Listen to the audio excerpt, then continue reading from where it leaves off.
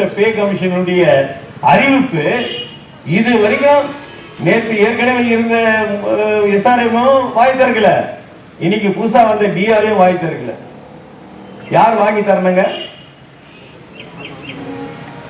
சம்பளம் வேறு யார் வாங்கி தரணும்?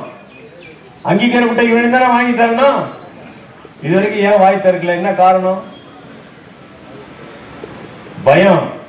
எஸ்ஆர்எம் சக்கரை சோழ மீண்டும் சொன்னோமா, சக்கரை சோழ தானே இருக்குது, நிறுத்த முடியலன்னு ஒரு பயம். டிஆருக்கு என்னன்னா எஸ்ஆர்எம் அறிவிக்கிட்டோம், நாம அப்புறம் அறிவிக்கலாம். எஸ்ஆர்எம் வேணான்னு தானே உன்னை தேர்ந்தெடுத்தோம், நீ தான் முன்னாடி நிக்கணும். எஸ்ஆர்எம் எஸ்ஆர்எம் மட்டும் இருக்கும் போது நீ வராத போது எவ்வளவு போராட்டம் பண்ணீங்க? தினந்தோறும் கூட்டம், தினந்தோறும் போராட்டம், தினந்தோறும் காட்டு கூச்சல். இன்னைக்கு எங்க ரெகக்னைஸ் ஆனதுக்கு அப்புறம் வாயை திறக்கலையே.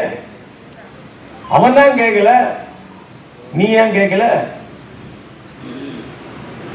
கேள்வி வருது இல்லையா? கேட்கணும் இல்லையா? யார் கேட்கணும்? நீங்க தான் கேட்கணும்.